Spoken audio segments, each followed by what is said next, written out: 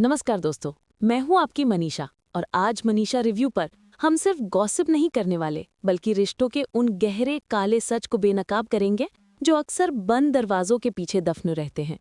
आज हम जिस कहानी की तहों को खोलेंगे वो सिर्फ एक सीरियल का प्लॉट नहीं है, ये हमारे समाज की उस कड़वी सच्चाई का आईना है जहां ईर्ष्या, अहंकार और असुरक्षा मिलकर एक होशमंद होनहार लड़की के सपनों को बेरहमी से कुचल देते हैं। सोचिए, एक लड़की झनक जिसकी जिंदगी खुद एक अनसुलझी पहेली है, उसकी माँ का सपना डॉक्टर बनने का, उसका खुद का जुनून और देश की सेवा करने की उसकी पवित्र इच्छा, ये सब उसके जीवन की प्रेरणाएं हैं। लेकिन उसके रास्ते में कौन खड़ा है? उसका अपना घोषित परिवार, बोस परिवार, जो परिवार कम और विषैले कांटों से भरा जंगल ज्यादा लगता है। ये जंगल ऐसा है जहाँ रिश्तों के नाम पर सिर्फ जहर भरा है और इंसानियत की शक्ल में खून पीने वाले जंगली जानवर। आज हम झनक सीरियल के महा एपिसोड की उस महासंग्राम की चीर-फाड़ करेंगे जहां एक लड़की के सपनों की उड़ान को काटने के लिए बोस परिवार ने कैंची को अपनी औकात बना लिया है। एक तरफ है झनक, अकेली, असहाय, लेकिन उसकी आंखों में अदम्य इच्छा शक्ति की लौ जल रही है। दूसरी तरफ है बोस परिवार, जिसके दिलों में झनक के लिए घृणा और ईर्ष्या के सिवा कुछ नहीं। मनीषा, आवाज में थोड़ी गंभीरता। दोस्तों, ये सिर्फ एक कहानी नहीं है, ये हजारों झनकों की कहानी है जो हमारे आसपास हर रोज ऐसे ही हालातों से जूझ रही हैं। और इसी बात पर मैं आपसे पूछना चाहती हूँ, क्या आपको नहीं लगता कि अब समय आ गया है कि हम इन झूठे रिश्तों और दिखावे के मुखौटों को उतार फेंकें? कमेंट सेक्शन में मुझे बताइए, आप क्या सोचते हैं? Dramatic pause. मनीषा, तो चलिए शुरू करते हैं तनाव की शुरुआत से। काकी का क्रूर वार और हक का सवाल। सीन का आगाज एक भारी बोधिल माहौल से होता है। झनक, बेचारी झनक, मेडिकल कॉलेज का एडमिशन फॉर्म हाथ में लिए अपने घर के मुखिया अनिरुद्ध के सामने खड़ी है। उसके चेहरे पर जो भावों का मिश्रण है वो किसी भी संवेदनशील इंसान का दिल दहला सकता है। एक तरफ अनिरुद्ध से उम्मीद की पतली सी किरण है तो दूसरी तरफ इस पत्थरदिल परिवार के हाथों अपमानित होने का गहरा डर। और जैसा कि अपेक्षित था, ये परिवार उम्मीदों पर नहीं, उम्मीदों को तोड़ने पर पीएचडी किए हुए हैं। सबसे पहला वार आता है घर की काकी की तरफ से। उनका ताना किसी तीखे बुझे हुए तीर से कम नहीं था। वे झनक को ऊपर से नीचे तक घूर कर देखती हैं, जैसे वो कोई इंसान नहीं बल्कि उनके घर में आया हुआ अवांछित कचरा हो।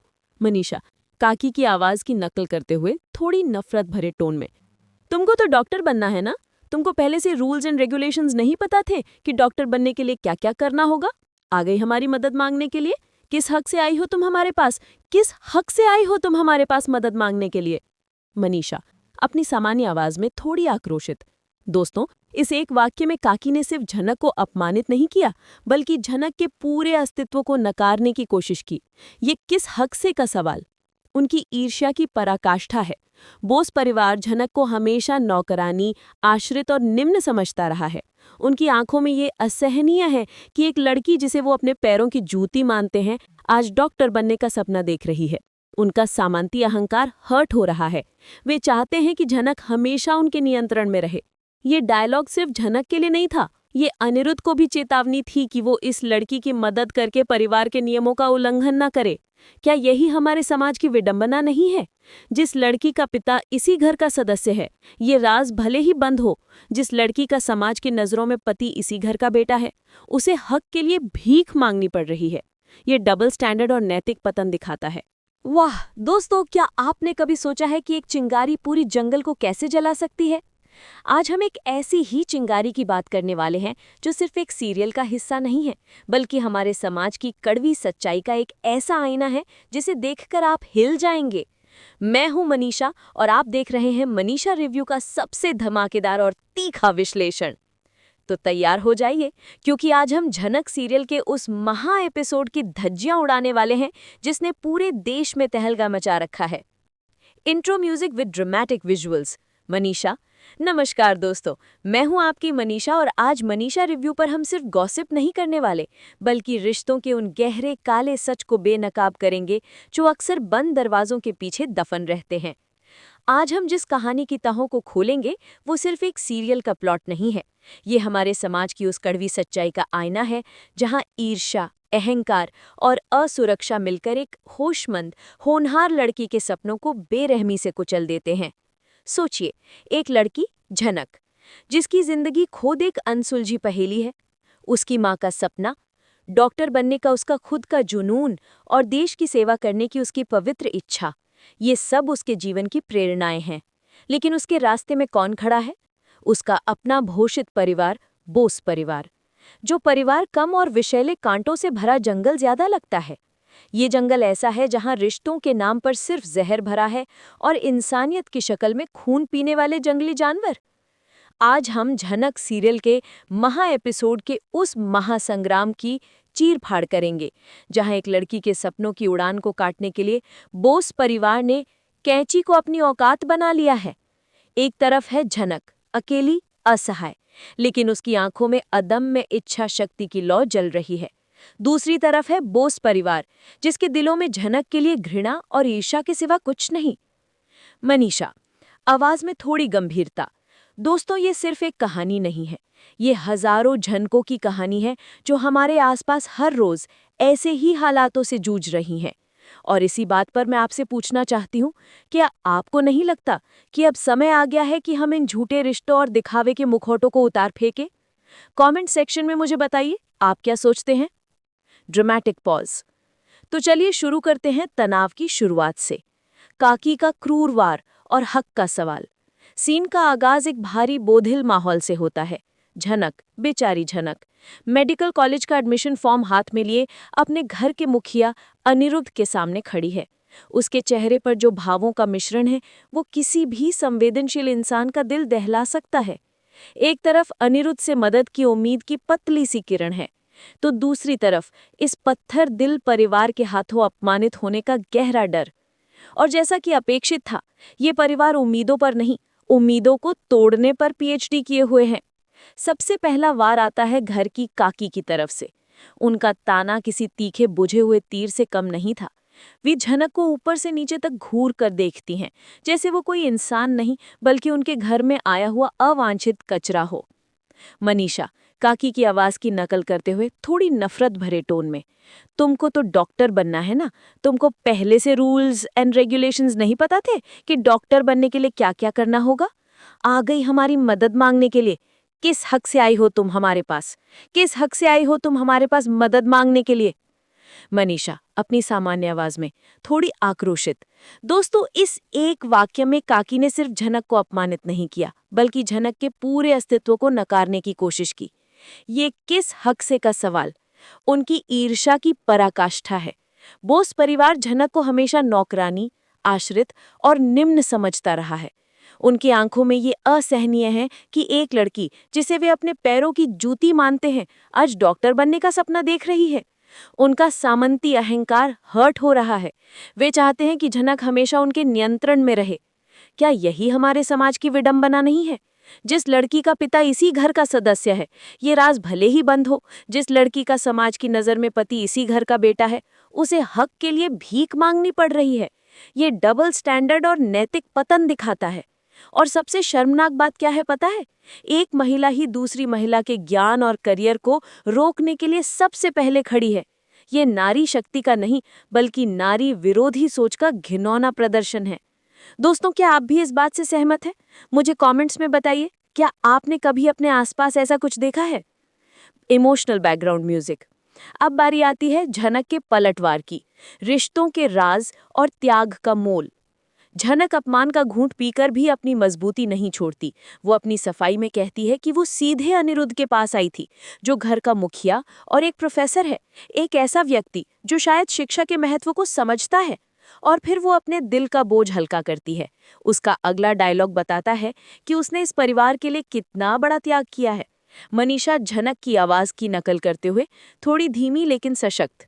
एक और बात, हमको नहीं लगता है ना कि आप सबका जीवन हम खराब करना चाहते हैं। यदि ऐसा होता ना, तो सौंपते नहीं हम इनके हाथ। जो ये बाबा है ना, जो करतूत है, काला करतूत जो ये किए हैं, सब सारा सबके सामने लाते हम। ऐसा कुछ नहीं किए हैं। मनीषा, अपनी आवाज में उत्तेजित। दोस्तों, ये डायलॉग इस सीरियल का सबसे विस्फोटक और सबसे महत्वपूर्ण क्षण है। मनीषा रिव्यू की टीम ने इस पर घंटों चर्चा की है। झनक ने यहाँ पहली बार धमकी नहीं दी, बल्कि अपने त्याग का मोल बताया। उसने स्पष्ट कर दिया कि उसके पास बोस परिवार को पल भर में बर्बाद करने का ब्रह्मास्त्र है। उसके बाबा यानी कि परिवार के बड़े द्वारा उसकी माँ के साथ किए गए अन्याय का काला सच। वो कह रही है कि मैं अगर चाहती तो आपके पूरे झूठे सम्मान को मिट्टी में मिला सकती थी, लेकिन मैंने ऐसा नहीं किया क्योंकि मैं शांति चाहती हूँ। ये झनक के चरित्र की महानता है। वो बदला लेने की राजनीति में विश्वास नहीं रखती। वो अपनी ऊर्जा दूसरों को नीचा दिखाने में नहीं, बल्कि अपने भविष्य को बनाने में लगा रही है। उसे सिर्फ शांति और शिक्षा चाहिए, लेकिन इस परिवार को उसकी ये सरलता भी स्वीकार नहीं है। वे चाहते हैं कि वो आजीवन उनकी दया पर आश्रित रहे। दोस्तों, क्या ये सही है? क्या किसी की दया पर जीना हमारा भाग्य होना चाहिए? बिल्कुल नहीं। अब सीन में आग में घी डालने के लिए अनिरुद्ध की मंगेतर अर्शी अदिति दीदी की एंट्री होती है। अर्शी हमेशा खुद को पीड़ित के रूप में पेश करती है, जो झनक के कारण अपनी खुशियां खो रही है, लेकिन इस बार झनक उसे आईना दिखाती है। आप हमको बार बार ऐसे सब बात सुनाती रहती हैं, लेकिन एक सच बात बता रहे हैं। आज हमरे दिल में ना आपके लिए ऐसा कुछ नहीं है। हमेशा आपका भला ही सोचे, वरना देखा जाए तो ये पहले हमरे पति थे। इनका प्यार हमसे हुआ था, हमरा हक का इनके ऊपर था ना, लेकिन हम कुछ नहीं बोले, अपना हक नहीं जताए, काहे कि हमको आपको शांति से रहने देना था। आया समझ? ओ हो दोस्तों, आपने देखा इस डायलॉग में झनक ने अर्शी की असुरक्षा पर सीधा हमला किया है। अर्शी हमेशा विक्टिम कार्ड खेलकर अनिरुद्ध पर भावनात्मक दबाव डालती है। झनक ने इस डायलॉग से साबित कर दिया कि असली हकदार तो वो है, सामाजिक और भावनात्मक दोनों रूप से। उसने अपना स्वामित्व ही नहीं जताया क्योंकि वो दयालु है। ये अर्शी के अहम पर सबसे बड़ा वार था, क्योंकि झनक ने उसे बता दिया कि वो जानबूझकर उनके रिश्ते के बीच नहीं आई, बल्कि वो तो उनकी खुशी से रहने के लिए पीछे हट गई थी। ये अर्शी को एक पल के लिए भी झूठा और स्वार्थी महसूस कराने के लिए काफी था। दोस्तों, क्या आपने कभी किसी ऐसे रिश्ते में देखा है जहां एक व्यक्ति दूसरे को सिर्फ इसलिए नीचा दिखाना चाहता है क्योंकि उसे लगता है कि सामने वाला उसकी जगह ले लेगा? ये कितना दुखद है। अब जब सारे तर्क विफल हो जाते हैं तो बोस परिवार सबसे निचला हथियार निकालता है, एहसान जताना और भावनात्मक ब्लैकमेलिंग। ऋषि माँ झनक को उसके अतीत की याद दिलाती है। तुमको शायद याद नहीं है, लेकिन तुम हम सब लोगों के साथ पली बढ़ी हो। हमारी नूतन ने तुमको 5 साल तक पाला है और तुम हमसे ऐसे बात कर रही हो जैसे हम यहाँ कोई भीख मांगते आए हैं। ये भावनात्मक ब्लैकमेलिंग की पराकाष्ठा है। हमने तुमको पाला है, इस बात को बार बार दोहराकर वो झनक के ऊपर एक अदृश्य आजीवन ऋण थोप रहे हैं। वो ये जताना चाहते हैं कि क्योंकि उन्होंने 5 साल तक पालन पोषण किया, इसलिए झनक का उन पर अधिकार शून्य हो गया और उसे आजीवन उनके गुलाम बनकर रहना होगा। ये रिश्तों का दूषित रूप है, जहां प्यार और देखभाल का नहीं, बल्कि सेवा और गुलामी का हिसाब किताब किया जाता है। झनक तो सिर्फ शिक्षा का मौलिक अधिकार मांग रही है, लेकिन इस परिवार के लिए ये भीख से कम नहीं। दोस्तों, मुझे बताइए, क्या प्यार और परवरिश का मतलब ये होता है कि आप सामने वाले को जिंदगी भर एहसानों के बोझ तले दबा दें? क्या इंसानियत का तकाजा ये नहीं है कि हम एक दूसरे का साथ दें और उन्हें अपने सपनों को पूरा करने में मदद करें? अनिरुद्ध की फॉर्म पर साइन ना करने से झनक के हाथ से छोटी सी जिंदगी की फ्रैंचाइजी जाने का डर है। इसके अतिरिक्त उसे लॉयल्टी के रूप में पैसे भी नहीं मिल पाएंगे। एक छोटी कोशिश पूरे जीवन का आधार बन सकती थी।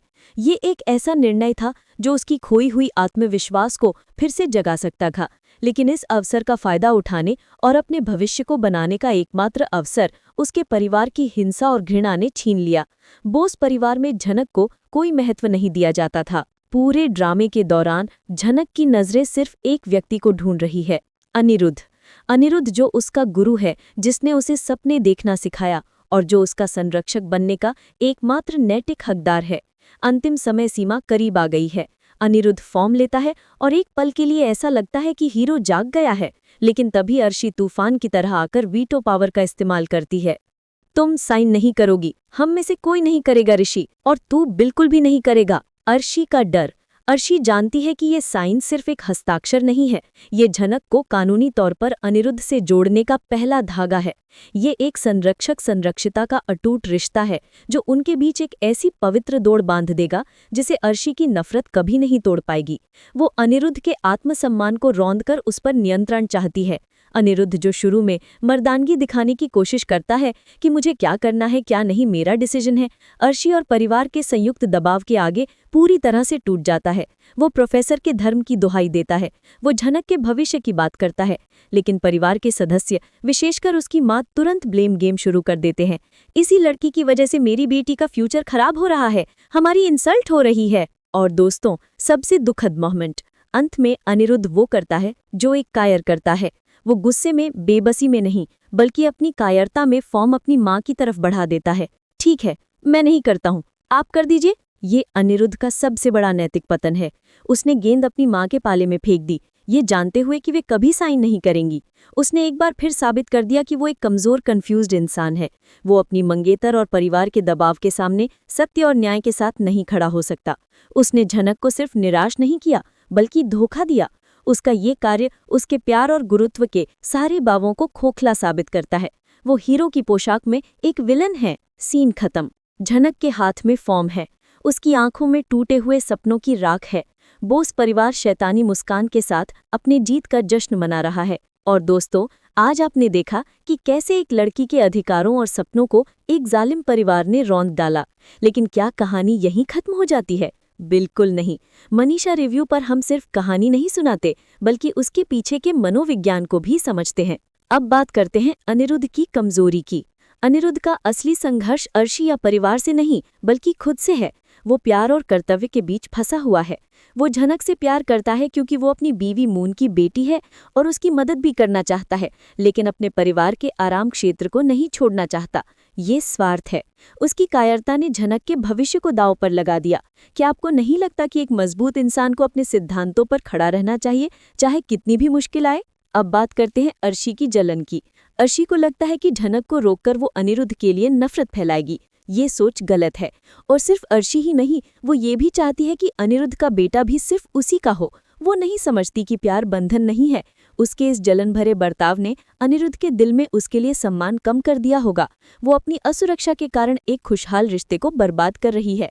दोस्तों, क्या आप भी सोचते हैं कि जलन और असुरक्षा किसी भी रिश्ते को कैसे खोखला कर सकती है? और अंत में बोस परिवार का पतन। ये परिवार नैतिकता और मानवता के हर पैमाने पर विफल रहा है। उन्होंने शिक्षा के अधिकार को सिर्फ एक व्यक्तिगत झगड़ा बना दिया। उनकी छोटी पिछड़ी सोच इस सीरियल की असली विलेन है।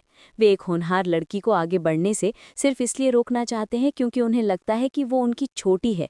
ये दिखाता है कि कैसे कुछ लोग अपनी संकीर्ण मानसिकता के कारण दूसरों का जीवन बर्बाद कर देते हैं।